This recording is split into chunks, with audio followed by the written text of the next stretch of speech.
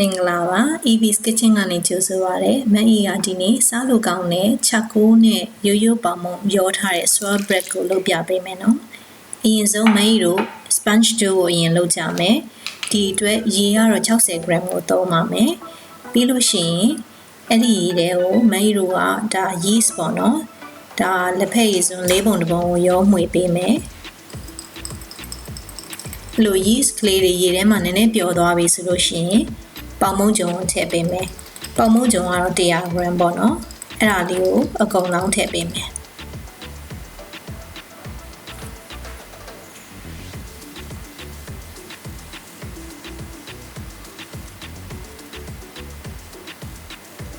ဒါကို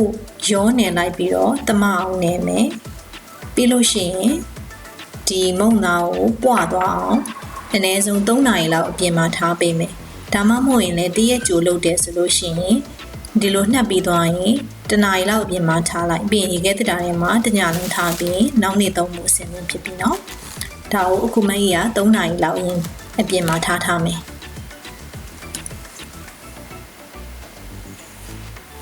3နာရီလဲကြာပြီဆိုတော့မကြီးတို့မုံစာလုပ်လို့ရပြီ။ဒီမှာမကြီးကဂျုံ300 gram ကိုသုံးပေးပါတယ်။ဒါကပေါင်မုံဂျုံနော်။ high protein flour ပေါ့။ပြီးလို့ရှိရင်တကြားကမကြီး30နဲ့35 gram လောက်ကိုထည့်ပေးမယ်ပြီးရင်ဒါ yeast ပေါ့ yeast ကတော့5 gram ကိုသုံးပါတယ် instant yeast ကိုသုံးတယ်เนาะဒါကတော့နှုတ်မှုန်ပေါ့10 gram ကိုထည့်ပေးမယ်ပြီးရင်ဒါလေးတွေကိုအသားလေးအရင်ရောမှွေပေးလိုက်မယ်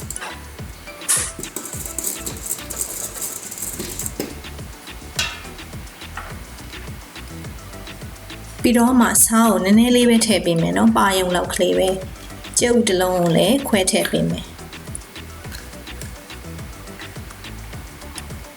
ပြီးရင်ဒါရေပေါ့ရေကမကြီးက150 gram ကိုသုံးပါတယ်ရေအေး150 gram နီးပါးလောက်ကိုသုံးတယ်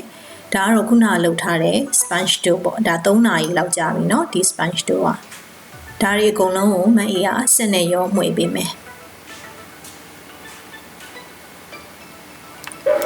ဂျုံကိုမကတ်အောင်ချောလာအောင်မှွေရမှာပေါ့နော်ဒါကတော့ပထမအဆင့်နေနဲ့ဆိုရင်မကြီးကဒီဂျုံလေးတွေကိုအကုန်လုံးကတ်သွားဆိုရင်3-4မိနစ်လောက်မှွေလိုက်တယ်ဒီလိုအနေထားရောက်ပြီဆိုရင်ထောပတ်ထည့်လို့ရပြီနော်ထောပတ်ကမကြီး40 gram ထည့်ပါတယ်ဒီ recipe အတွက်တော့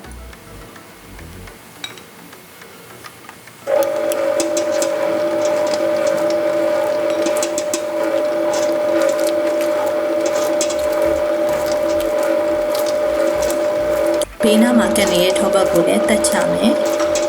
ပြီးလို့ရှိရင်မကတ်တော့တဲ့အထိလုံးဝချောလာအောင်မှွေပေးမယ်အဲ့ဒီအချိန်မှာဘာစစ်ရမလဲဆိုလို့ရှိရင်ဒါ window pane test ရောက်မရောက်ကိုစစ်ရမယ်နော်ဒီလိုဖြစ်ဖို့ဆိုရင်မကြီးစုစုပေါင်းဒါ25မိနစ်လောက်နေလိုက်ရတယ်ပေါ့အခု window pane test လုပ်တော့မယ်အမှဂျုံတစားကိုယူလိုက်မယ်ပြီးလို့ရှိရင်လက်ကလေးနဲ့ဆွဲလိုက်လို့ရှိရင်မပေါက်မပြဲပဲပါရမယ်ပေါ့နော်ဒါဆိုရင်တော့ပေါင်မုံလို့ဖို့မုံသားအဆင်သင့်ဖြစ်သွားပြီဒီအဆင့်ကိုမရောက်ရင်တော့မုံသားချစ်ချစ်ကြီးနဲ့ပြတ်တက်တယ်နော်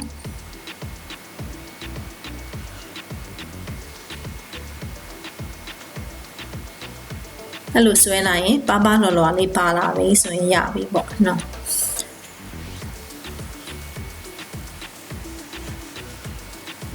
အခုရလာတဲ့မုံသားကိုစီဆွတ်ထားတဲ့စလုံးတစ်ခုမှာဒါအမေတို့နောက်ထပ်တစ်ဆင့်ပွားသွားအောင်ခဏထားမယ်ဒါရာသီဥတုအခြေအနေပေါ်မူတည်ပြီးတော့အချိန်က1နာရီ2နာရီအဲ့လိုမျိုးကွာတတ်တယ်ပေါ့နော်ပို့ပြီးတော့ပူတဲ့နေရာမှာဆိုရင်တော့ခဏလေးနဲ့ပွားမှာပေါ့ဒါကိုအမေက plastic နဲ့ဖုံးမယ်ပြီးရင်ဒါကလုံးဝဒါဖြစ်သွားတဲ့အချိန်2နာရီနီးပါးလောက်ကြာမယ်ဒါဆိုလို့ရှိရင်နှစ်ဆပွားလာတာကိုမြင်ရမယ်နော်မုံသားကလေးကိုထိုးကြည့်ပြီးတော့ဒါပြန်ကန်မတက်လာဘူးဆိုရင်ဒီမုံသားရနေပြီဒါအောင်မှမကြီးတို့ကလေးထွက်သွားအောင်နည်းနည်းဖိချမယ်ပြီးတော့မှဒီချက်ကိုပေါင်ဒါနဲ့ရောမယ်ပေါ့နော်ခုနရလာတဲ့မုံသားကိုတစ်ဝက်ပိုင်းလိုက်မယ်ပြီးလို့ရှိရင်ကျန်တဲ့တစ်ဝက်ကိုနည်းနည်းသေးတဲ့အပိုင်းပေါ့နော်6 ပေါင်ဒါမကြီးက5 gram စပွဲစွန်း sorry လက်ဖက်စွန်းတစ်စွန်းလောက် တာလောက်ကိုထည့်ပေးမယ်အဲ့ဒါအောင်မှလုံးဝကိုချာကိုရောင်ရသွားအောင်ရောနေပေးမယ်အမှန်မှာတော့ဒီချက်ကိုပေါင်တာမိုင်းအတွက်ဆိုရင်တော့ဘာမှအရသာရှိတယ်လို့အရသာအပူအနေနဲ့တော့ဘာမှမရှိဘူးအယောင်လေးတစ်ခုပဲပေါ့နော်အခုအဲ့လိုထည့်နေလိုက်မယ်နည်းနည်းတော့သူကစိတ်ရှိလေးနေပေးရတယ်တအားချောက်နေမယ်ဆိုလို့ရှိရင်ရေနည်းနည်းလေးထည့်နေလို့ရတယ်နော်ရေနည်းနည်းလေးထည့်နေလို့ရတယ်အကောင်းဆုံးကတော့ပေါင်မုတ်ပထမအောင်ဆုံးလုပ်တဲ့အချိန်မှာ6-9ပေါင်တာကိုထည့်ပြီးတော့မှွေနိုင်တော့ဒီလိုလုပ်เสียမလို့ပေါ့ဒါပေမဲ့ရနှစ်ခါမနေခြင်းတဲ့အခါကျတော့ရလာတဲ့မုံတာကိုပဲပြန်ပြီးတော့6-9ပေါင်တာကိုပြန်ထည့်ပေးတယ်နည်းနည်းတော့ messy ဖြစ်တယ်မြင်တဲ့အတိုင်းပဲဒါပေမဲ့အဲ့လိုစိတ်ရှိနဲ့လုပ်ပြီးသွားရင်ဒါဆိုရင်6-9portion ပေါ့နော်အပိုင်းတစ်ခုရလာပြီအဲ့ဒီအချိန်မှာခုနဖြတ်ထားတဲ့ပေါင်မုံဖြူကလည်းရှိမယ်နော်အဲ့တော့ပေါင်မုံဖြူကိုမအီရိုကပြားပြီးတော့ဒီပေါင်မုံလိတ်လို့ရတဲ့အနေထားရအောင်ဒါဒလိန်တုံးနဲ့လှိမ့်ပေးမယ်နော်4000ရအောင်လို့ပေါ့အဲ့လိုလေးလှိမ့်မယ်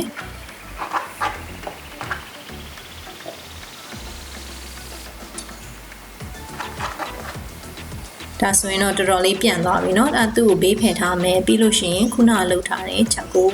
ပေါင်မုံအပိုင်းကိုလည်းအဲ့လိုပဲ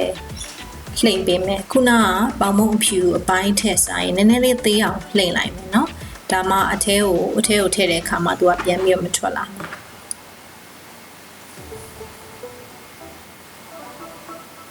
โอเคသူလည်းဒီလိုမျိုးအရွယ်ဖြစ်သွားပြီဆိုလို့ရှိရင်ဒီပေါင်မုံတစ်ခုကိုမကြီးတော့နှစ်ထပ်ထပ်ပြီးတော့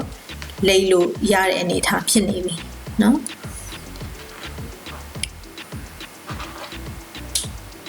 အဲဆိုရင်ပေါင်မုံအဖြူအပိုင်းကိုအောက်မှာထားမယ်ဒီ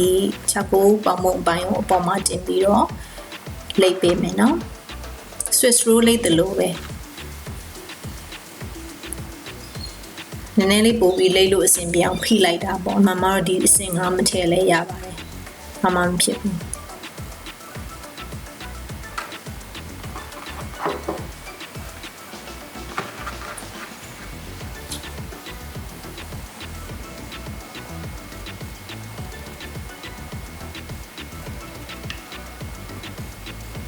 အဲဆိုရင်ဒီဘက်ကနေစပြီးတော့အตาလေးလိမ့်ပေးပြီးသွားရင်တော့ဒါရသွားပြီเนาะဒီပေါင်မုံကိုပေါင်မုံဖုံးမဲ့ဘန်းနဲ့ကိုထည့်မယ်ဒီဘန်းကိုလည်းမကြီးကစီနဲ့အရင်ပေါ့เนาะစီထောပတ်တုပ်လဲရတယ်ဒါမှမဟုတ်ရင်စီစိမ်း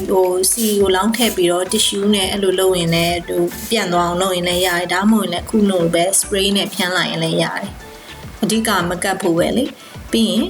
ဒီခုနကလှုပ်ထားတဲ့ပေါင်မုံကိုလိမ့်ထားတဲ့ပေါင်မုံကိုထည့်မယ်ဒါကိုလည်းနောက်ထပ်တစ်ခါဒုတိယတစ်ခါပွားလာအောင်စောင်းမယ်တနာရီနီးပါးလောက်ထပ်စောင်းရမယ်နော်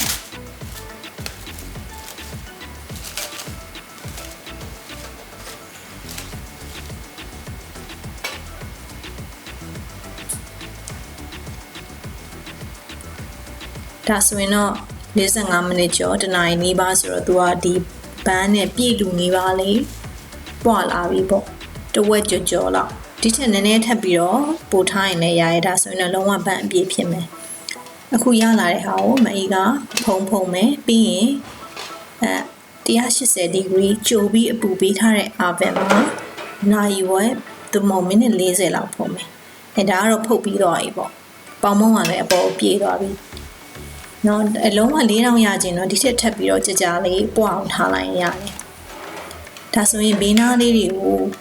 ကိုမကတ်အောင်လို့ဓာတ်လေးနဲ့နည်းနည်းခွာပေးမယ်ပြီးရင်ဒီအေးခံတဲ့စင်ပေါ်မှာလုံးဝအေးသွားအောင်အေးခံမယ်ပေါင်မုံကပူနေတော့လှီးလို့မရအောင်နော်ဘာဖြစ်လို့လဲဆိုရင်သူ့ရဲ့ baking process ကဆက်လုပ်နေတော့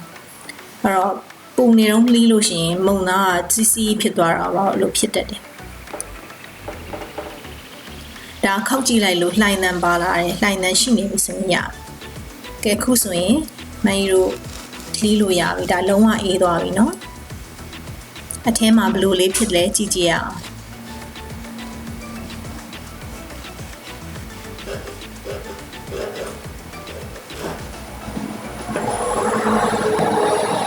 သူ့ pattern လေးက